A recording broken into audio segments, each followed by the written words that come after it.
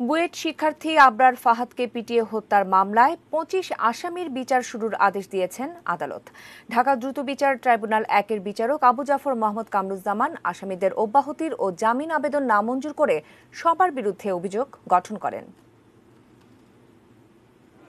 পুলিশের প্রিজন ভ্যানে যাদের তোলা হচ্ছে তাদের প্রত্যেকেই মেধা দিয়েই জায়গা করে নিয়েছিলেন বাংলাদেশ প্রকৌশল বিশ্ববিদ্যালয় বুয়েটে। এই শিক্ষার্থীদের নিয়ে মা বাবা আর পরিবারের স্বপ্নটা আদালত প্রাঙ্গণে এসে ঠেকবে এমনটা প্রত্যাশিত ছিল না। গত বছরের ৬ অক্টোবর রাতে বুয়েটের শেরেবাংলা হল থেকে শিক্ষার্থী আবরার ফাহাদের মৃতদেহ উদ্ধার করা হয়। এই মামলায় গত বছরের ১৩ নভেম্বর বুয়েটের ২৫ ছাত্রের বিরুদ্ধে আদালতে অভিযোগপত্র দেয় পুলিশ। ২১ জানুয়ারি অভিযোগপত্রটি আমলে নেন ঢাকা মহানগর দায়রা জজ আদালত।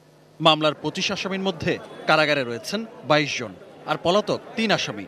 তাদের বিরুদ্ধে গ্রেপ্তারি পরোয়ানা জারি করা হয়েছে। এর মধ্যে আদালতে স্বীকারোক্তিমূলক জবানবন্দি দেয়া ৮ জনই বুয়েট ছাত্রলীগের নেতাকর্মী।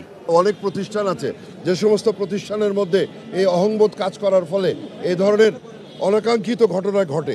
আদালতে দেওয়া অভিযোগপত্রে বলা হয়েছে শিবির সন্দেহে পরস্পর যোগসাজশে আবরারের বিরুদ্ধে মিথ্যা, বানোয়াট, ভিত্তিহীন অভিযোগ এনে তাকে নির্মমভাবে পিটিয়ে হত্যা করা হয়েছে।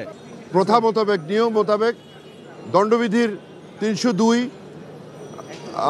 ১০৯, ১১৪ এবং ৩৪ ধারায় এরা পূর্ব পরিকল্পিতভাবে পরিকল্পনা করে ষড়যন্ত্র করে যে ঘটনার তারা সংগঠিত করেছে সেইটাই মাননীয় আদালত লিখেছেন এবং মাননীয় আদালত বলেছেন যে এটা একটা পূর্ব পরিকল্পিত হত্যাকাণ্ড ছিল।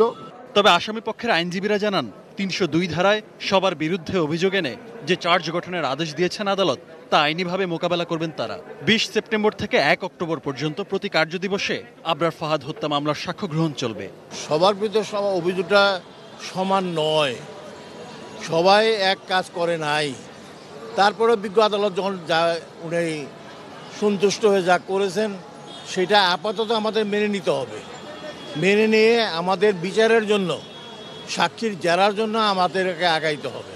না, এইটা পরিকল্পিত হত্যাকাণ্ড ছিল না এবং এটা হত্যা করার উদ্দেশ্যে যারাই করছে এই আসামিরা করে নাই বলে আমি দাবি করছি।